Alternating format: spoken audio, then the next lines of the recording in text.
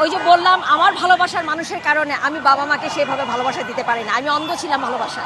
আমার ভালোবাসার মানুষটি আমাকে যেভাবে যা বলতো আমি সেটাই বিশ্বাস করে অন্ধের মতো আমার বাবা মার সাথে সেই ইয়েটা করতাম। কিন্তু এখন বুঝি পরই থাকে, আপনই থাকে, রক্তের টান। বাবা মা কখনো ফেলে দেয় না। সে কিন্তু আমাকে ফেলে চলে গেছে, কিন্তু বাবা মা আমাকে ফেলে দেয়নি। আর বাবা মা ফেলে দেয়নি বলে এখন আমি নিঃশ্বাস নিয়ে আপনাদের সামনে দাঁড়িয়ে কথা বলতে পারছি। আপনার কাছে আসলে ভালোবাসার সংজ্ঞা কি?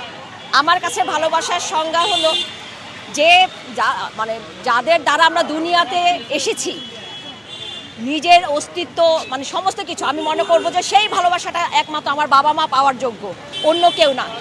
পার্টনার বলেন, ভালোবাসার মানুষ বলেন, স্বামী বলেন, সবাই ছেড়ে চলে যায় সবার স্বার্থের জন্য, কিন্তু বাবা মা সন্তান ফেলে দেয় না, বাবা মা ছেড়ে চলে যায় না। আপনি বলছিলেন যে ভালোবাসা মানুষের জন্য বাবা মাকে বঞ্চিত করেছে। জি।